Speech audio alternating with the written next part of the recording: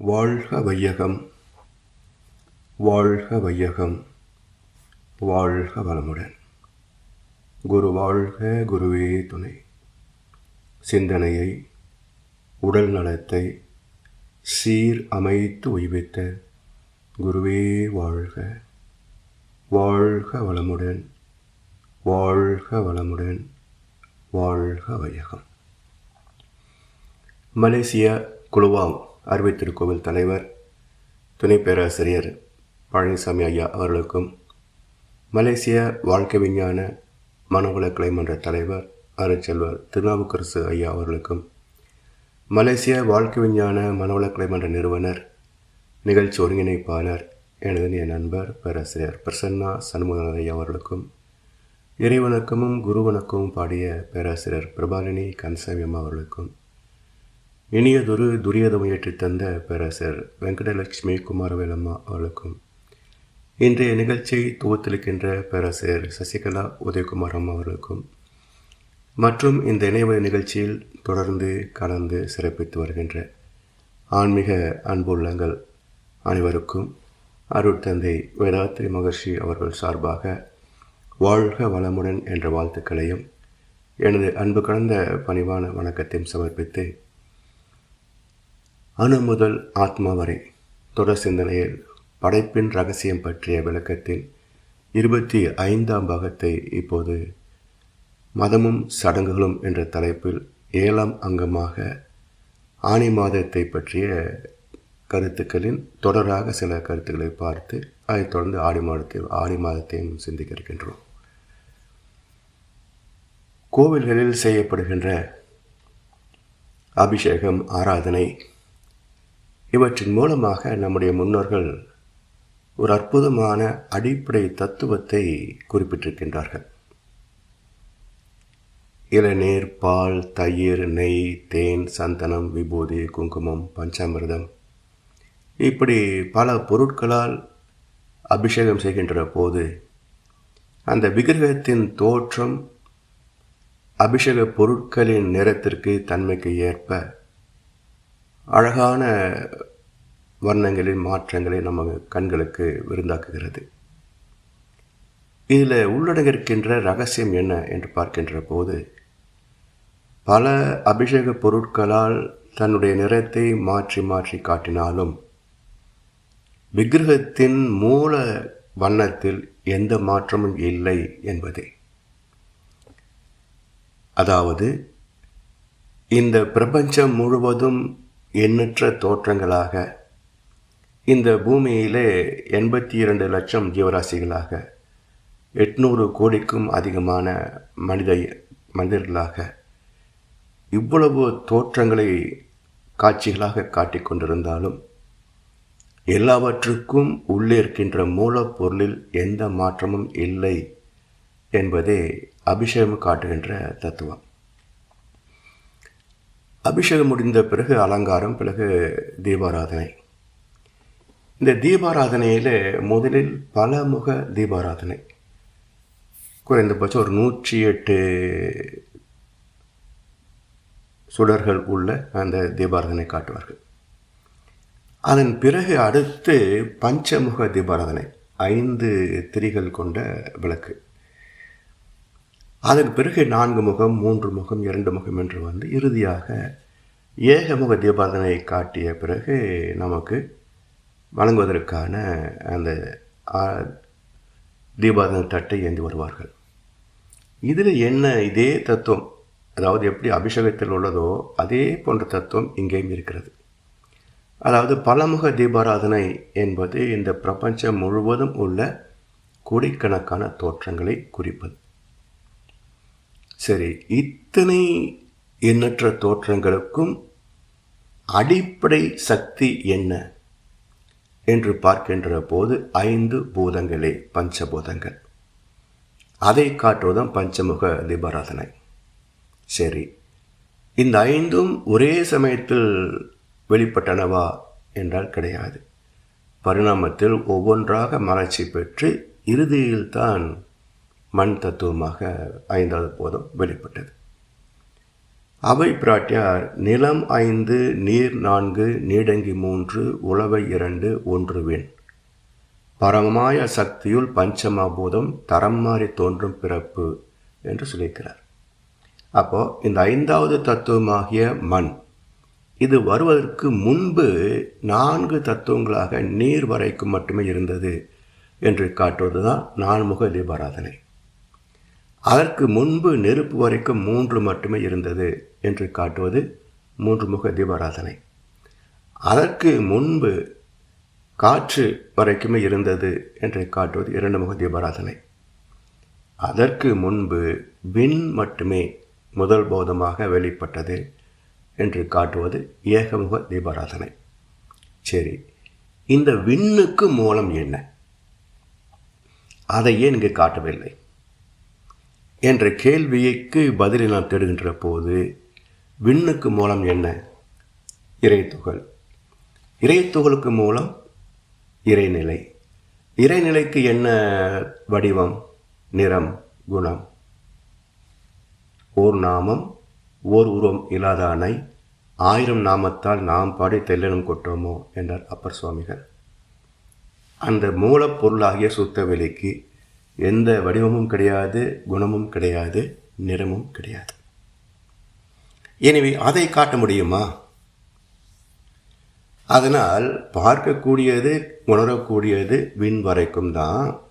எனவே ஏகமுக தீபாராதனோடு நிறுத்தி விடுகின்றோம். இதை கொண்டு இன்னும் நுணுகி இந்த விண்ணுக்கு மூலமாகிய சக்தியை உணர வேண்டும் என்றால் கண்களை மூடி உனக்குள்ளே கவனி. அதுக்காகத்தான் தீபாராதனை, ஏகமுக தீபாராதனை முடிந்த பிறகு அது எல்லோருக்கும் தொட்டு வணங்குவதற்காக குருக்கள் ஏந்தி வருகிறார். இப்போ அந்த சுடரை தொட்டு வணங்கி இன்னும் அந்த விக்கிரக மூலத்தில் கருவறையில் இருக்கின்ற விக்கிரகத்தை பார்த்து வணங்குகின்ற போதும் முதலில் விக்கிரகத்தை பார்க்கிறோம், பிறகு கண்களை மூடிக்கொண்டு தான் வணங்குகிறோம். எவ்வளவுதான் நம்ம ஸ்பெஷல் டிக்கெட் வாங்கி அருகிலேயே போனாலும் கண்ணை மூடி வணங்குவது என்பது தானே சம்பிரதாயம். ஏன் கண்ணை மூடி வணங்க வேண்டும்? இப்போது சிறிது நேரம் அந்த விக்கிரகத்தை உற்று பார்க்கிறோம். அதனுடைய வடிவம் நமக்குள் மனம் அந்த வடிவத்தை எடுக்கிறது. கண்களை மூடிய பிறகு எதிரில் பார்த்த அந்த விக்கிரகத்தினுடைய பிம்பம் நமக்குள் ஒரு நெகட்டிவாக தெரிகிறது. நமக்குள் மட்டும்தான் தெரிகிறதா? நம்மை போல் அங்கு வணங்குகின்ற அத்தனை பக்தர்களுடைய உள்ளத்திலேயும் இந்த பிம்பம் தெரியும். மூலம் மறைந்து போகிறதா என்றால் இல்லை, மூலவர் அங்கே தான் இருக்கிறார். இப்போ ஒவ்வொரு மனிதனுக்குள்ளும் பிம்பித்திருக்கின்ற இந்த உருவம் எங்கிருந்து வந்தது? இதை கவனித்து பார்க்கணும். பக்தி மார்க்கத்தில் அதுக்கான குறிப்புகள் இதுவரைக்கும் யாரும் சொல்லலை, நமக்கு அது தெரியாது. ஆனால் மகரிஷி அவர்கள் பக்தியோடு ஞானத்தை இணைத்து முக்திக்கு வழிகாட்டுவதனால ஒவ்வொரு காரண காரியத்தையும் நமக்கு எடுத்து அறிவியல் பூர்வமாக விளக்கி சொல்றார். இப்போ கண்களை மூடி வணங்குகின்ற போது சாமி சொல்றாங்க, கடவுளை வணங்கும் போது கருத்தினை உற்றுப்பார்.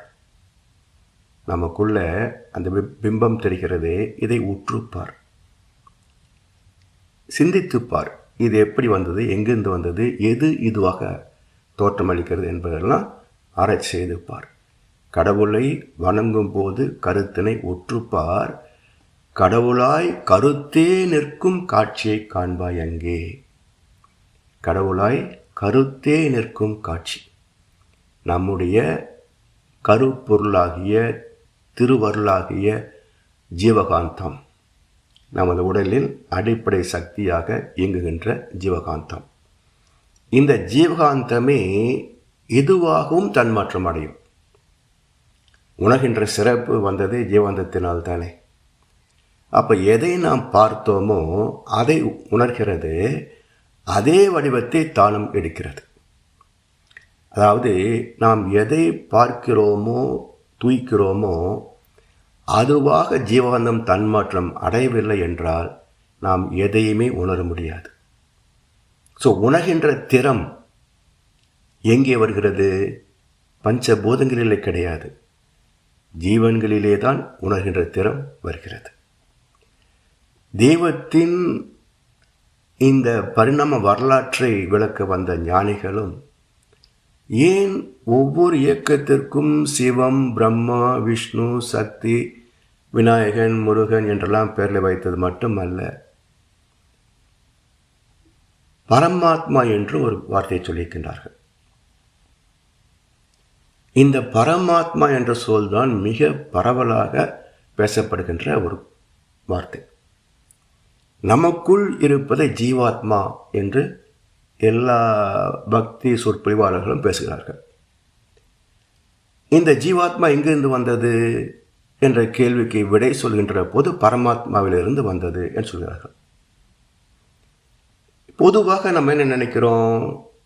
சிவம் என்றாலும், பிரம்மம் என்றாலும், சுத்தவெளி என்றாலும், பரமாத்மா என்றாலும், இறைநிலை என்றாலும், கடவுள் என்றாலும் ஒரே பொருளாகத்தான் பாவிக்கிறோம். அப்படி இல்லை. ஒவ்வொரு வார்த்தைக்கும் சிறிது சிறிது பேதம் இருக்கும். சுத்தவெளி என்பது மூலப்பொருள். அதை சிவம் என்று முதலில் பக்தி மார்க்கத்தில் அதுக்கு பெயரிட்டார்கள். இந்த சிவத்தில் இருந்து எழுச்சி பெற்ற ஆற்றல் இறை துகள் அல்லவா, அது சக்தி. இவை இணைந்து விண் ஆகிறது அல்லவா, அப்படி விண் ஆகின்ற போது அதை பிரம்மம் என்றும் விநாயகர் என்றும் 2 வார்த்தைகளை சொன்னார்கள். பிரம்மம் என்கின்ற ஆற்றல் அதுவே இந்த பிரபஞ்சம் முழுவதும் விண்கலமாக விண்வெளியாக இருப்பதனால இதை பிரம்மலோகம் என்று இந்த பிரபஞ்சத்தை சொல்வார்கள். ஏன் மறுபடியும் விநாயகனாக குறிப்பிட்டார்கள் என்றால், இந்த சிவமும் சக்தியும் இணைந்த நிலையிலே பஞ்சபூதங்களும் அதில் உள்ள காந்த தன்மாற்றமாக பஞ்ச தன்மாத்திரைகளும் ஜீவன்கள் தோன்றிய போது மனமுமாக காந்தம் தன்மாற்றம் அடைகிறது என்ற கருத்தை ஒரு தொடராக காட்டுவதற்காக சிவசக்திக்கு பிறந்தவர்கள் விநாயகன் என்றும் முருகன் என்றும் கருத்துக்களை சொல்லி வச்சிருக்கிறாங்க. இப்போ விநாயகன் என்றால் தனக்கொரு தலைவன் இல்லாதவன் என்ற கருத்தையும் நீங்கள் கேள்விப்பட்டிருப்பீங்க. விநாயகன் என்றால் தனக்கு ஒரு தலைவன் இல்லாதவன். இது எப்படி சரியாக போகும்? விநாயகனுக்கு தந்தை சிவன், அப்போ சிவன் விநாயகர் தலைவன் அல்லவா? இந்த கருத்து எப்படி பொருந்தும்? பிறகு என்ன கருத்து என்றால், விண்ணுக்கு நாயகன் விநாயகன், விண்ணுக்கு நாயகன் விநாயகன். அந்த விண்ணேதான் காற்று, நெருப்பு, நீர், நிலம் என்று 4 பௌதிகங்களாக வந்ததனால் 4க்கு சதுர் என்று சொல்வார்கள். அதனால் விநாயகர் சதுர்த்தி. விண் என்ற ஆற்றலே 4 பூதங்களாக வந்ததை நாம் நினைவுபடுத்துகின்ற திருநாள் தான் விநாயகர் சதுர்த்தி. சதுர் என்றால் 4. சரி, இப்போ பிரம்மம் என்பதும் இதே விண்ணின் ஆற்றலே தான் பிரபஞ்சம் முழுவதும் இயங்குவதனால இதுக்கு பிரம்மலோகம். இதில் தோன்றுகின்ற அனைத்தும் குறிப்பிட்ட காலம் வரைக்கும் அதற்கான ஆற்றலை வழங்கி அதை இயக்கி காத்து கொண்டிருப்பதனால அதற்கு மகாவிஷ்ணு, காக்கும் கடவுள் என்று வைத்தாங்க. பிறகு இதெல்லாம் ஒரு காலத்தில் முடிந்து போகிறதல்லவா, எல்லாமே மறைந்து போகிறது. தன்னைத்தானே வாழ்க்கை முடிந்து இயக்கம் முடிந்து மறைந்து போகிறது. அந்த முடிகின்ற இடத்தை என்ன சொன்னாங்க? சிவம். சிவம், பிரம்மா, விஷ்ணு, சிவம். 2 இடத்துல சிவம் வரும். இது என்ன 2 இடத்துல வருது என்று கேட்கின்ற போது, முதலில் ஆதி சிவம், பிரம்மா, விஷ்ணு, ருத்ர சிவம் என்றார்கள். ருத்ரம் என்றால் அழிதல் என்று பொருள். அப்போ எல்லாமே இந்த 4க்குள் அடங்குவதனால இதை வழிபாட்டிலேயும் நீங்கள் கவனித்து பாருங்க. கடவுளை வணங்கும் போது கருத்தினை உற்றுப்பார், கடவுளாய் கருத்தே நிற்கும் காட்சியை காண்பாய் எங்கே. ஜீவகாந்தம் தான் அங்கே வடிவம் எடுக்கிறது. எந்த உருவத்தை நாம் பார்த்தோமோ அதுவாக தோற்றத்தை உருவாக்குகிறது. அதாவது ஜீவகாந்தத்தின் செலவும் தன்மாற்றமுமே உணர்வுகள், அனுபவங்கள். Conversion and consumption of biomagnetism is perception, உணர்வு. அப்போ ஜீவாந்த தன்மாற்றம் இல்லை என்றால் எந்த உணர்வும் கிடையாது, மனிதன் ஜீவன் என்றே சொல்ல முடியாது. எனவே கருத்தே என்றால் அந்த திருவருள் என்கின்ற காந்த ஆற்றலே இந்த தோற்றத்தை, வடிவத்தை எடுத்துக்கொண்டு நமக்குள்ளே பிம்பிக்கிறது. சரி, இது இப்படியே நிற்குமா? எவ்வளோ நேரத்திற்கு அந்த உருவம் நமக்குள் நிற்கும் என்று ஒரு சில வினாடிகளோ நிமிடங்களோ தொடர்ந்து கண்ணை மூடி கவனிக்கணும். நம்ம கண்ணை மூடுற உடனே திறந்துடுறோம், அதே பரதனை தொட்டு வணக்கி திரும்பி பார்த்து வந்த வேலையை பார்க்கலான்னு கிளம்பிடுறோம். அதில் பிரார்த்தனை. அந்த கண்களை மூடிய நிலையிலேயே சிறிது நேரம் அந்த நமக்குள் பிம்பித்த அந்த வடிவத்தை கவனிக்கணும். அப்படி கவனிக்கின்ற போது என்னாகும் பாருங்கள். மெதுவாக அந்த வடிவம் மங்கத் தொடங்கும், விரியத் தொடங்கும். மங்களாகி மங்களாகி பிறகு மறைந்தே போகும். இப்போ கண்ணை மூடி இருக்கிறோம், அந்த விக்கிரகம் நமக்கு நல்லா தெரிந்தது. சில வினாடிகளில், சில நிமிடங்களில் அது அப்படியே மங்களாகி மங்களாகி மறைந்தே போனது. மறைந்த பிறகு எதை தரிசிக்கிறோம்? இதுவரைக்கும் தோற்றமாக இருந்தது, இப்போ மறைந்து போனது. மறைந்த பிறகு எதை கவனிக்கிறோம், எதை தரிசிக்கிறோம்?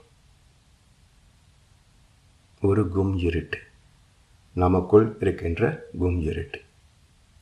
இது மட்டும் இல்லைங்க, ரத்தம் சிவப்புன்றோம் இல்லையா? நீங்கள் இந்த ஹார்ட்டு ப்ராப்ளம் வருதில்ல, அப்போ அது வந்து ஆன்ஜியோ எடுக்கிறாங்க இல்லையா? அப்போ அதுக்கு முன்னாடி ஒரு ஸ்கேன் எடுப்பாங்க. அதை வந்து நம்ம அந்த ஸ்க்ரீனில் நம்ம பார்க்கலாம், எந்த இடத்துல அடைப்பு இருக்குன்றத ஸ்க்ரீனில் அடுத்தவங்க பார்க்கலாம். பேஷண்ட்டு கூட சம்டைம்ஸ் பார்க்க முடியும், நாம் தெளிவாக பார்க்கலாம். அப்படி அந்த ரத்தம் ஓடுற பாதையை பார்த்தீங்கன்னா கருப்பாக தான் இருக்குது. ரத்தம் சிவப்பாக கருப்பாக? கருப்பாக தான் பார்க்குறோம். அப்போ எப்போ சிவப்பாகுது? ரத்தம் உடலிலிருந்து வெளிப்பட்டால் தான் சிவப்பு, உள்ளே இருக்கின்ற வரைக்கும் கருப்பு.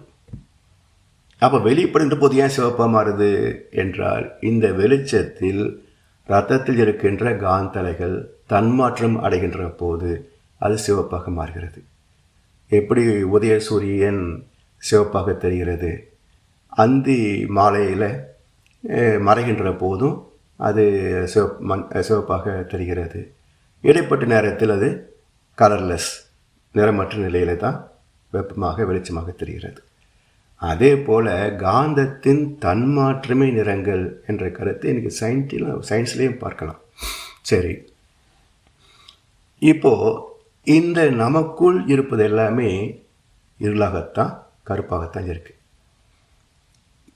இப்போ நமக்குள் பார்த்த இதே சுத்த வெளியை எங்கும் பார்த்தால் அது தெய்வ தரிசனம். அப்போ நமக்குள் இந்த நிறமற்ற ஒரு இருளை, அந்த இருளுக்கு மூலமான ஆத்மா. அப்போது உடல் முழுவதும் பார்ப்பது ஒரு வகை, அதாவது காந்த தரிசனம் வைத்துக்கொள்ளுங்களேன். அதன் பிறகு நமக்குள் இருக்கின்ற மூலப்பொருளாகிய ஜீவாத்மாவை உணர்கின்ற போது அது ஆத்ம தரிசனம் என்று சொல்லப்படும். இந்த ஆத்மா எங்கும் நிறைந்திருக்கின்ற இந்த பரமாத்மா, அதாவது எப்படி சுத்தவெளியிலிருந்து இறைத்துகள் பின்னப்பட்டதோ அதே போல் பரமாத்மாவிலிருந்து பின்னப்பட்டது தான் ஜீவகாந்த துகள். அதன் சேர்க்கை நுண்ணுயிர் முதல் மனிதனாக வந்திருக்கிறது. இப்போ நாம இருக்கிறோம். அப்போ இதை அறிகின்ற போது இந்த வரலாற்றை உணர்ந்து நம்முடைய மூலமாகிய பரமாத்மாவை தரிசிக்கின்ற போது பரமாத்மா தரிசனம். இன்னும் ஒடுங்கி இந்த பிரபஞ்சத்திற்கு அப்பால் உள்ள சொத்துகளில் இணைகின்ற போது அது தெய்வ தரிசனம். இந்த ஆத்ம தரிசனம், பரமாத்ம தரிசனம், தெய்வ தரிசனம் என்ற மூன்றுக்கும் அடிப்படை குரு தரிசனம். குருவின்றி யாருக்கும் கூட ஒண்ணாதே என்ற திருமந்திரமே நமக்கு தீர்ப்பளித்திருக்கிறது.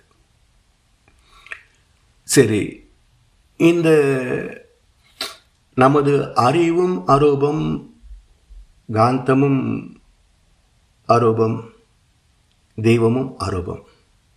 இதை தத் புருஷம் என்கிறது சைவ சித்தாந்தம். சிவனின் 6 பண்புகளிலே ஒன்று தத் புருஷம். தத் என்பது சுத்தவெளி, இறைநிலை, தெய்வம். புருஷ என்பது அறிவு. பிரகிருதி என்பது சக்தி. அதாவது புருஷ என்பது ஆண், கணவன் என்றால், பிரகிருதி சக்தி என்பது மனைவி, பெண். இதை புருஷ பிரகிருத்தின்னு சொல்லுவாங்க. அப்போது இதை தத் புருஷம் என்று சைவ சித்தாந்தம் தான் முதலில் அறிவிக்கிறது. சரி, இதை உணர்வதன் பயன் என்ன என்றால், எப்போதும் ஆசைகளுக்கு அடிமையாகி நம்மை துரைத்து கொண்டே இருக்கின்ற மனம் நிறைவு பெற்று அமைதியாகின்ற இடம் இதுதான். அதான் நெஞ்சுக்கு நிம்மதி, ஆண்டவன் சந்நிதி. சந்நிதி என்றால் ஜங்ஷன் பாயிண்ட், ஐக்கியமான நிலை, ஜீவ பிரம்ம ஐக்கிய முக்தி நிலை என்று சொல்லுவாங்க. இதற்கு மகர்ஷி அவர்கள் ஒரு உபமானம் சொல்லுவாங்க. இப்போது கடலில் இருந்து சூரிய வெப்பத்தினால் நீர் ஆவியாகி மேலே போய் மேகங்களாக மிதந்து கொண்டிருக்கின்றது. இந்த மேகங்கள் வெண்மை நிறம் முதல் கருமை நிறம் வரைக்கும் சில வகையில் இருக்குது. நீங்கள் வானத்தில் ஃப்ளைட்டில் போகும்போது பார்த்தோம்னாக்கா அந்த மேகங்களின் அந்த அடுக்குகளை பார்க்கலாம். அப்போ தூய வெண் மேகத்தில் எந்த பேதமும் இருக்காதுங்க. அங்கே விமானம் பறக்கிறதா இல்லையான்னு கூட அடையாளம் தெரியாது. அந்த என்ஜின் ஓடக்கூடிய அதிர்வு சத்தத்தை வைத்து தான் நாம் பறந்து கொண்டிருக்கிறோம் என்று உணர முடியுமே தவிர, வெளியே பார்க்கின்ற போது விமானம் நிற்பது போலத்தான் இருக்குமே தவிர பறப்பது போலவோ தெரியாது நமக்கு. அவ்வளவு தூய்மையான வெண்மேகங்களாக இருக்கும், எங்கும் ஒரே வெண்மையாக இருக்கும். இதற்கு கீழே தான் மேகங்கள் திணிவு பெறப்பற கீழ் நோக்கி வரும். அப்போ அது கொஞ்சம் கருமை கலந்தனமாக வந்து கடைசியில் கனத்த கருமேகங்களாக கீழ் மட்டத்தில் இருக்கும். அதாவது பூமிக்கு பக்கத்தில் இருக்கும் கருமேகங்கள். அதுதான் குளிர்ச்சி பெற்று மழையாக பெய்யும். இப்படி பெய்கின்ற மழை நதி, ஓடை, வாய்க்கால், கண்மாய், ஆறு, நீர்வீழ்ச்சி என்று பல இடங்களில் பயணித்து கொண்டிருந்தாலும் அந்த ஓட்டம் எங்கே முடிவு பெறுகிறது, நிறைவு பெறுகிறது என்றால் கடலின் சங்கமத்தில் ஆறுகளின் ஓட்டம் முடிந்து போகிறது. அப்போ என்ன தத்துவத்தை காட்டுகிறது என்றால், தன் பிறந்த இடத்தை அடைகின்ற வரைக்கும் நீரின் பயணம், நீரின் ஓட்டம் நிற்பது இல்லை. அதே போல இந்த மனம் பிறக்கின்ற இடமாகிய ஆத்மா பிறந்தது தெய்வம், இறைநிலை, பரமாத்மா. அதை அடைகின்ற வரைக்கும் இந்த ஆத்மாவின் ஓட்டம், பயணம் நிறைவு பெறுவதில்லை. அப்போ மனம் எங்கே தன் பயணத்தை நிறைவு செய்கிறது என்றால், தன் பிறந்த வீட்டை அடைந்து விட்டால் மீண்டும் அது எதையும் தேடுவதில்லை. அற்றது பற்று என உற்றது வீடு என்று சொல்வார்கள். அப்போ எங்கே இந்த மனம் மேற்கொண்டு எதையும் ஆசைப்படுவதில்லை, நினைப்பது இல்லை என்றால், எல்லாம் மர எனை இழந்த நலம் சொல்லாய் முருகா சுரபதியே என்று அருணகிரியார் சொன்னது போல இந்த மனம் தன்னையே இழந்து விடுகிறது. அங்கே மனமே இல்லை, மனம் தன்னை இழந்து விடுகிறது. அப்போ என்னாச்சு மனம் என்றால், எப்படி இயக்கத்தில் இருந்த ஆறு கடலில் இயக்கமற்று போனதோ அதே போல உடலில் மனமாக இயங்கிக் கொண்டிருந்த இந்த காந்த ஆற்றல் மூலத்திலே இயக்கமற்று ஓட்டமற்று நின்று போகிறது. அப்போ இயங்கினால் மனம், நின்றால் அறிவு, எழுந்தால் அலை, இருந்தால் கடல். அப்போ வேகம் அற்ற நிலை அறிவு. அப்போ மனம் அறிவாக மாறுகின்ற போது தன் பேரறிவாகிய தெய்வத்தோடு ஒன்றிவிடுகிறது. இதுதான் முக்தி நிலை, ஐக்கிய நிலை. இப்படி இந்த இதுவரைக்கும் பணம், சொத்து, பதவி, புகழ், அதிகாரம், புலன் இன்பங்கள் என்று அலைந்த மனம் தன் பயணத்தை நிறைவு செய்கின்ற இடம் ஆத்ம தரிசனம். இதுவரை பெற்ற சிந்தனையை வைத்து நாம் ஆராய்ந்து பார்த்தால் ஆலய வழிபாடு என்பது மக்களது உடல் நலத்திற்கும் மன தெளிவுக்கும் மனப்பக்குவத்திற்கும் ஆத்ம தரிசனத்திற்கும் தெய்வ தரிசனத்திற்கும் ஏற்ற அற்புதமான சடங்கு முறை, ஒரு சடங்கு முறை. இதை உணர்ந்து புரிந்து கொண்டு அதை பயன் கொள்ளலாம். ஏனென்றால் அந்த ஆலயம் என்ற வார்த்தையே ஆன்ம லயம் என்ற இரு சொற்களுக்குத்தான் ஆலயம் என்றே ஒற்றை சொல்லாக மருவியது. அப்போ லயம் என்றால் ஒன்று இன்னொன்றோடு இணைவது, ஒரு பின்னம் தன் மூலத்தோடு இணைவது லயம். இப்போ ஆன்மா எங்கே இருக்கு? வெளியே இல்லை, நமக்குள்ளே தானே இருக்கு. சரி, நமக்குள்ளேயே பரமாத்மாவுடைய ஒரு தன்மை இருக்கா இல்லையா? அதுவும் இருக்கு. அதுக்கு மூலமாகிய உயிர் இயக்கம் இருக்கு, அதுவும் இருக்கு. உள்ள இயக்கத்திற்கு மையத்தில் இருப்புன்னு ஒன்று இருக்கே, அதுதான் சுத்த வெளியாகிய அறிவாகிய தெய்வம். அப்போ நமக்குள்ளேயே தெய்வமும் இருக்கிறது, சக்தியும் இருக்கிறது, பிரம்மமும் இருக்கிறது, பரமாத்மாவும் இருக்கிறது, ஜீவாத்மாக உணர்வாக வாழ்ந்து ஒன்றும் இருக்கின்றோம். அப்போ தேக ஆலயத்தில் தெய்வத்தை காண முடியாதவன் அகில அண்டத்திலும் காண முடியாது என்று அனுபவித்து ரசித்து மகிழ்ந்த மகான் ராமகிருஷ்ண பரமஹம்சர் சொல்றார். அப்போ தேக ஆலயத்தில் தெய்வத்தை காண முடியாதவன் அகில அண்டத்திலும் காண முடியாது. அப்போ தேக ஆலயத்திலேயே தெய்வத்தை காணலாம். அப்போ ஆலயம் என்பது ஆன்ம லயம் என்றால் ஆன்மா எனக்குள் இருக்கிறது, பரமாத்மா தெய்வமும் எனக்குள் இருக்கிறது.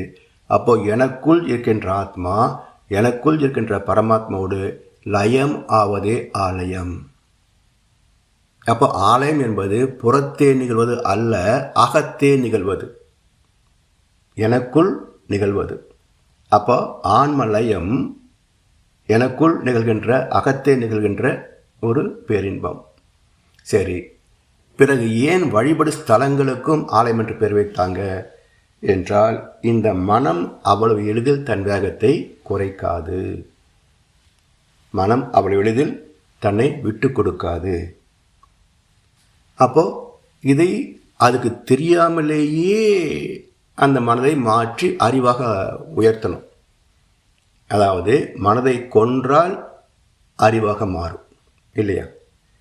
மனம் அற்று போச்சுன்னா அப்போ இறந்து போச்சுன்னா அர்த்தம். இப்போ மனம் தன்னைத்தானே தற்கொலை செய்து கொள்ளுமா? செய்யாது. அப்போ மனதுக்கு தெரியாமலேயே மனதை வதம் செய்வது தான் வாலிவதம். வாலிக்கு தெரியாது தான் வதமாக போகிறோம் என்பது வாலிக்கு தெரியாது. மறைந்திருந்து செய்கிறது இறைநிலை. அப்போ இந்த மனதை மறைந்திருந்தே கொல்லும் தந்திரம்தான் வாலிவதம். அப்படி இறப்பதற்கான இடம்தான் ஆன்ம லயம், ஆலயம் என்று வணங்குகின்ற இடத்தையும் இதே சொல்லால் குறிப்பிடுகின்றார்கள். அப்போ ஆலயம் தொழுவது சாலும் நன்று தானே. எனவே மகர்ஷி அவர்களும் ஆலய வழிபாட்டில் உள்ள தத்துவங்கள் எல்லாம் நம்ம விளக்கி சொல்கிறாங்களே தவிர, சில மனவளக்கலையில் தேர்ச்சி பெறாதவர்கள் ஒரு என்ன சொல்கிறது, ஒரு கவர்ச்சி வசனமாக மனவளக்கலைக்கு வந்த பிறகு இன்னுமா கோயிலுக்கு போகிறேன் என்றெல்லாம் கேள்வி கேட்டு கேட்டு மக்கள் மத்தியில் ஏதோ ஒரு நாத்தி கூட்டம் போட்டிருக்குது, இங்கே போனால் கோயிலுக்கு போக வேண்டான்றாங்க என்ற கருத்து பரவலாகிடுச்சு. அதனால தான் இவ்வளவு அற்புதமான தத்துவத்தை பெரும்பான்மை மக்கள் இன்னும் ஏற்றுக்கொள்ளவில்லை என்றால் காரணம் என்ன? நாம் அறியாமல் செய்த சில தவறுகள் தான். எனவே ஆலயம், இதுவரைக்கும் ஆலயம் நமக்கு தேவை என்றால், நம் உண்மையிலேயே ஞானியாக மாறுகின்ற வரைக்கும் ஆலய வழிபாடு நமக்கு அவசியம்தான். என்ன தெளிவு வேணும்னா, இந்த சடங்கு சம்பிரதாயங்களை போய் முட்டி மோத வேண்டாம். எப்போ நமக்கு தோணுதோ போகும். கூட்டம் இருந்தால் கர்ப்பகிரகத்துக்கு பக்கத்தில் போகணுன்ற அவசியம் கிடையாது. அவன் அந்த கோவில் வளாகத்தில் ஏதோ ஒரு இடத்துல உட்காந்து அமைதியாக தாவம் பண்ணிவிட்டு எழுந்துச்சு வந்துடலாம்.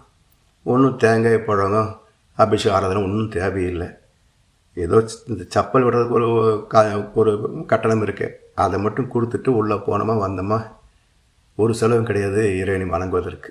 சடங்குகளுக்கு தான் செலவே தவிர வணக்கத்திற்கு டிக்கெட் போட முடியாது, அதை காசு கொடுத்து தரிசிக்கவும் முடியாது.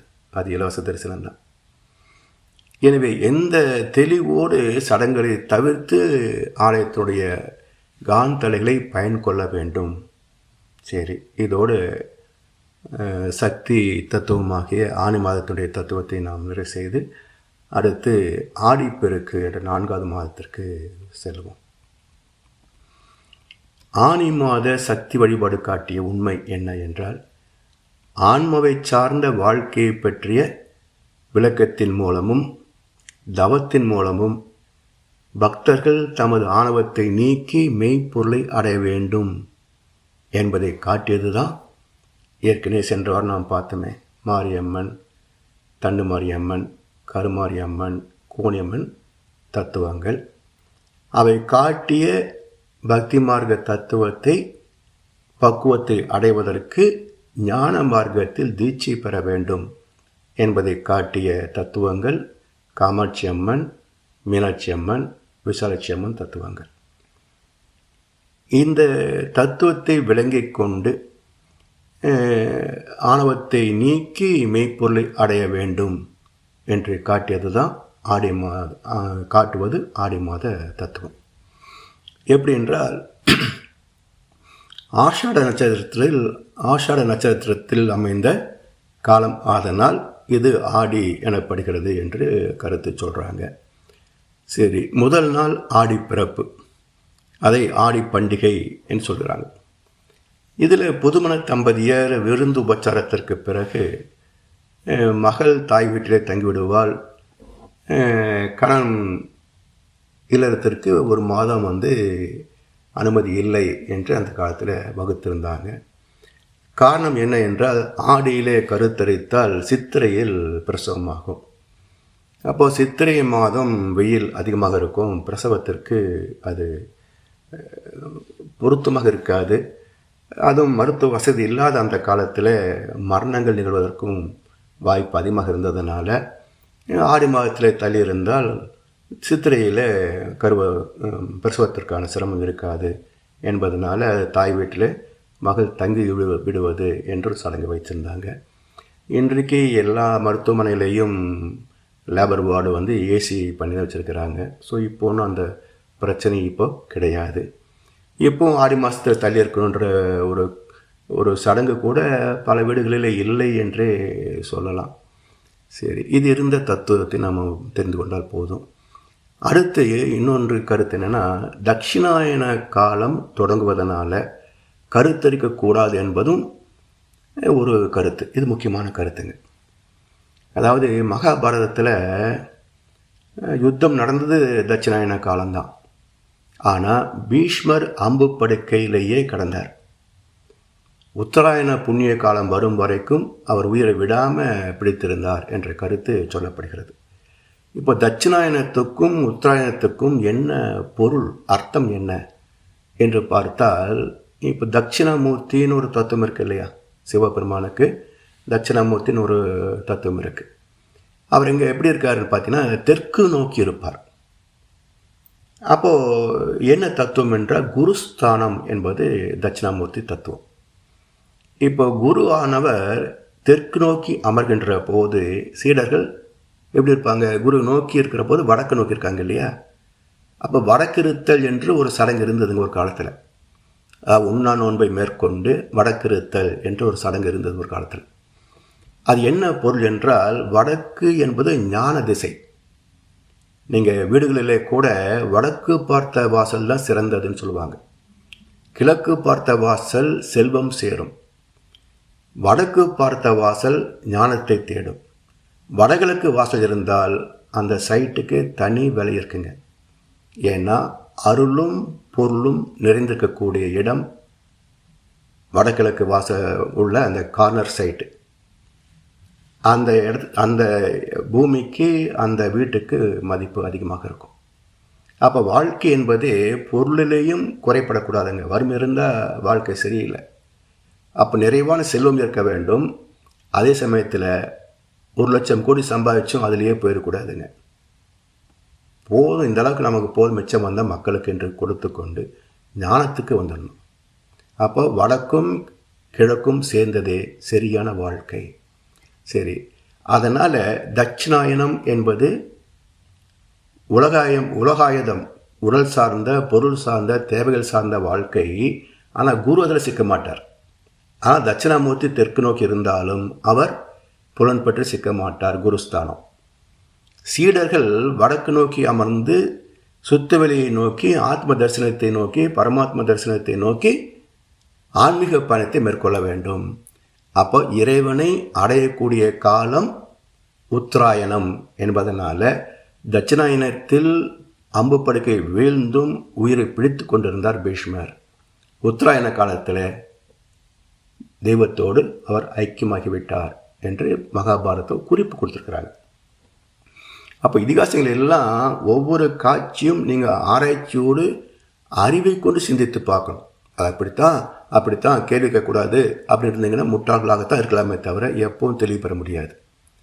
அதை கேள்வி கேட்டு சிந்திக்கின்ற போது தான் என்றைக்கும் மக்களுக்கு வழிகாட்டக்கூடிய அற்புதமான வாழ்க்கை நெறியைத்தான் ராமாயணம், மகாபாரதம், கந்த புராணம், இன்றைக்கு பிறகு திருக்குறள், இன்றைக்கு வேதாத்திரியம் வழிகாட்டி கொண்டிருக்கிறது. எனவே இதை புரிந்து கொண்டால் பயன் கொள்ளலாம்.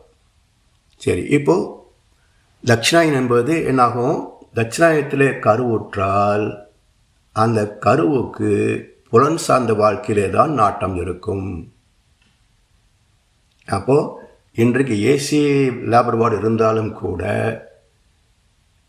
ஆடி மாதம் கருவுற்றால் அது தட்சிணாயனத்தில் கருவாகும். அப்போ அந்த கருவுக்கு புலன் சார்ந்த வாழ்க்கையில் தான் நாட்டம் இருக்குமே தவிர ஆத்மாவை பற்றிய, ஞானத்தை பற்றிய சிந்தனையே வராது. அதனால் தட்சிணாயனம் என்பது ஆன்மா சார்ந்த வாழ்க்கை, அதாவது உடல் சார்ந்த வாழ்க்கை. எனவே அதை தவிர்த்து உத்தராயணத்தில் கருவுற்றால் சிறப்பு. அதான் தை பிறந்தால் வழி பிறக்கும். தை மாதம் தான் உத்தராயணம் தொடங்குகின்ற காலம். சரி, இப்போது ஐப்பசில் கருத்தரித்து ஆடியில் பிறந்தவள் ஆண்டாள். அப்போ கருத்தரிப்பதற்கு மிக பொருத்தமான மாதம் என்றால் ஐப்பசி மாதம். ஐப்பசில் கருத்தரித்து ஆடியில் பிறந்தவள் ஆண்டாள். அதனால் 10 நாட்கள் விழா நிகழ்த்தி 10ஆம் நாள் ஆடி பூரமாக கொண்டாடப்படுகிறது. தெய்வ திருமணம் கொண்டவள் ஆண்டாள் என்பதனால பூரத்தில் பூசணை வழிபாடுகளை செய்தால் பருவமடைந்த இளைஞர்களுக்கு, பெண்களுக்கு மன வாழ்க்கை சிறப்பாக அமையும் என்பது நம்பிக்கை. சரி, இதில் இன்னொரு சிறப்பு. திண்டுக்கல், தமிழ்நாட்டில் திண்டுக்கல் மாவட்டத்தில் தாடிக்கொம்புன்னு ஒரு இடம் இருக்குது. அங்கே சவுந்தரராஜ பெருமாள் கோவிலிலே ஒவ்வொரு வாரம் வியாழக்கிழமை அன்றைக்கு ஆண்டாளுக்கு ஒரு பூஜை செய்வார்கள். அதுக்கு ரதி மன்மத பூஜை என்று பேர். திருமணம் ஆகாத தள்ளி போகின்ற இளம் வயது ஆண் பெண்களுக்கு எல்லாம் அங்கே வந்து அவர்கள் ஒரு சிறப்பு பூஜையில் சில வாரங்கள் கலந்து கொண்டால் திருமணம் கூடும் என்பது ஒரு நம்பிக்கையில் அங்கே நடத்தப்படுகிறது. ஆடி செவ்வாய், ஆடி வெள்ளிக்கிழமைகளிலே அம்பாள் வழிபாடு சிறப்பாக செய்யப்படும். பௌர்ணமிக்கு முந்தைய வெள்ளையில் வரலட்சுமி நோன்பு அனுசரிக்கப்படுகிறது. செவ்வாய் வெள்ளி நாட்கள் சக்தி வழிபாட்டுக்குரிய நாட்களாக பொதுவாக அனுசரிக்கப்படும். அதாவது உயிர்ச்சக்தியை திணிப்படுத்தி அனைத்து மேன்மைகளும் பெற வேண்டும் என்பது இதற்குள் அடங்கியிருக்கின்ற தத்துவம். பெண்களுக்கு செவ்வாய் வெள்ளியில் எண்ணெய் ஸ்நானம் செய்ய வேண்டும் என்பதும், ஆண்களுக்கு புதன் சனி கிழமைகளில் எண்ணெய் குளியல் செய்ய வேண்டும் என்பதும் ஒரு சடங்காக இருந்தது. இப்போ எல்லாமே ஷாம்பு பார்த்தா மாறிப்போச்சு. அதனால தான் தலையெல்லாம் வழக்கியாக போச்சு. எனவே இதையெல்லாம் புரிந்து கொண்டு நல்லதை நம்மிடத்தில் இருக்குது. இந்திய தத்துவத்திலே வாழ்க்கைக்கு தேவையான நிறைய நன்மைகள் பேசப்பட்டிருக்கின்றன. அது இந்த மேற்கத்திய வியாபார சமுதாயம் இங்கே வந்து புகுந்ததுனால எல்லாவற்றிலும் நம்மை முட்டாளாக்கி நோயாளிகளாக்கி விட்டுட்டாங்க. அதாவது ஒன்றும் இல்லை, எனக்கு தெரிந்து 1980களில் நீங்கள் இந்த கடலை எண்ணெய்லாம் பயன்படுத்தக்கூடாது, அதனால தான் உங்களுக்கு ஹார்ட் அட்டாக் வருது, நாங்கள் வந்து டபுள் ரிஃபைன்ட் ஆயில் கொடுக்குறோம் அப்படின்னு சொல்லி, பிறகு அது சூரியகாந்தி எண்ணெய் தர்றோம்னு சொல்லி அது வரை வந்து இப்போ கிட்டத்தட்ட 60 வருஷம் கழித்து சொல்கிறாங்க, இந்த டபுள் ரிஃபைண்டு, சூரியகாந்தி, சன்ஃப்ளவரு இதெல்லாம் எண்ணெயே கிடையாது, அது வந்து இந்த பூமியில் கிடைக்கின்ற பெட்ரோல் எடுக்கிறாங்க இல்லையா, அந்த ப்ராசஸில் இருக்கக்கூடிய ஒரு குரூடு ஆயில், அது முன்பதற்கே தகுதி இல்லாத எண்ணெய் அப்படின்னு இப்போ சொல்கிறாங்க. ஆனாலும் மார்க்கெட்டில் சன்ஃப்ளவர் ஆயில் விற்கிது, இன்னும் மக்கள் சாப்பிட்டு தான் இருக்கிறாங்க. சொல்லியும் கேட்கலன்னு உங்களால் என்ன பண்ண முடியும்? சரி, இன்னொரு கட்டம் பாருங்களேன். 80களில் இருந்த ஹார்ட் பேஷண்ட்டை விட இன்றைக்கு இருக்கின்ற ஹார்ட் பேஷண்ட் எண்ணிக்கை எவ்வளோங்க? 70-80% ஹார்ட் பேஷண்ட் இருக்காங்க இன்றைக்கி. எப்படி வந்தது? டபுள் ரிஃபைண்டு சன்ஃப்ளவர் ஆயில் தானே. அப்போது எப்பொருள் யார் யார் வாய் கேட்பினும் அப்பொருள் மெய்ப்பொருள் காண்பது அறிவு. அந்த அறிவு இல்லைன்னு அவஸ்தைப்படு. சரி, இப்படி எண்ணெய் குளியலை விட்டதுனால முடி உதுதல் தொடங்கி மூளை வறட்சி வரைக்கும், முடிவு இருந்தால் பரவாயில்ல, மூளையும் வறண்டு போச்சுன்னு என்ன பண்ணுறது? அப்போ அறிவு சார்ந்த சிந்தனை குறைப்பட்டிருக்கிறதை பார்க்கிறோம். சரி, அடுத்தது விவசாயம் பொறுத்த வரைக்கும் ஆடிப்பட்டம் தேடி விதை என்பது வழக்கு. ஆடையில் விதைத்தால் தையில் அறுவடையாகும். அதற்கான மழையை வேண்டுவதனால ஆடி அழைக்கும் தை துடைக்கும் என்றொரு வழக்கு சொல் உண்டு. ஆடியில் தொடங்கும் மழை 18ஆம் நாள் பெருகி ஓடும் என்பதே ஆடி 18ஆம் பெருக்கு. அன்றைக்கு பெண்கள் தலையிலே முளைப்பாரி சுமந்து வரிசையாக சென்று ஆற்றங்கரையில் வழிபடுவது என்பது ஒரு சம்பிரதாயம். அந்த முளைப்பார் என்பது என்னன்னா, நவ தானியங்கள் 9 வகை தானியங்களின் விதைகளை ஒரு மண் கூடையிலே தூவி சில நாட்கள் அதை வளர வைக்கணும். அப்போது ஒரு 1/2 அடி 1 அடி அளவுக்கு வளர்ந்த பிறகு அது முளைப்பாரி என்று சொல்லப்படும். இதன் தத்துவார்த்தம் என்னன்னு பாருங்க. சில குடும்பங்களிலே திருமணத்திலே கூட முளைப்பாரி வைப்பது என்று சடங்கு இருக்குங்க. இதில் என்ன அற்புதமான தத்துவம் இருக்குன்னா, இப்போது ஒரு கூடையிலே மண்ணை போட்டு அந்த மாட்டு சாணத்தில் அந்த என்ன சொல்லுவோம், அந்த வரட்டியை பொடி பண்ணி அதை தூவி அதில் இந்த நவதானியங்களை தூவுவாங்க. தூவி வந்து நீர் தெரித்து விட்டாக்க ஒரு வாரம் 2 வாரத்தில் அப்படியே வளர்ந்து ஓரளவுக்கு ஒரு 3/4 அடி 1 அடி வளர்ந்துடும். இப்போ என்ன தத்துவம் இதில் இருக்குன்னா, பல வகை, அதாவது எதை விதைத்தோமோ அதுதானே முளைக்குது. இப்போ நவதானியங்களை போட்டோம், அதில் வந்து ஒரு சோளம் வச்சுங்களேன், அந்த சோளம் விதையிலிருந்து நெல் வந்ததா? வரல. இல்லை எள் விதையிலிருந்து வேறொரு பயிர் வந்ததா? இல்லை. அப்போ என்ன தத்துவத்தை காட்டுது? எதை விதைக்கிறோமோ அதுதான் முளைக்கும், எதை செய்கிறோமோ அதுதான் விளைவாகும். புண்ணியத்தை விதைத்தால் லாபம் பயனாகும், பாவத்தை விதைத்தால் நட்டம் பயனாகும். அப்போ விளைவு என்ன வருதுங்க? எதை விதைக்கிறோமோ அது வரும் என்ற தத்துவத்தை காட்டுவது விதைகளை தூவுவது. அது மட்டும் இல்லை, அதனுடைய இயல்புக்கு தக்கவாறு வளர்கிறது. அப்போது சட்டில் உள்ளது அகப்பையிலே, புத்தியில் உள்ளது வார்த்தையிலே போட்டது தான் முளைக்கும் தோட்டத்தில்.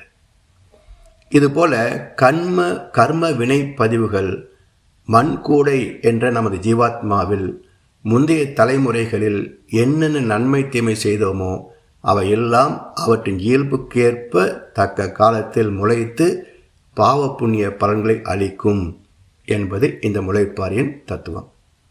இதை உணர்ந்து கொள்ளவும் தன்னை திருத்திக் கொள்ளவும் தியான பயிற்சியை கற்று மனதை துரியத்தில் வைத்து வாழ்வதற்கு பழக வேண்டும் என்பதனால்தான் அந்த முளைப்பாரி தலையிலே சுமப்பது என்ற சம்பிரதாயம். சரி, இந்த 18க்கு மிக சிறப்பு மிக்க தத்துவார்த்தம் உண்டுங்க. 18 எத்தனை இடங்களில் வருது பாருங்க.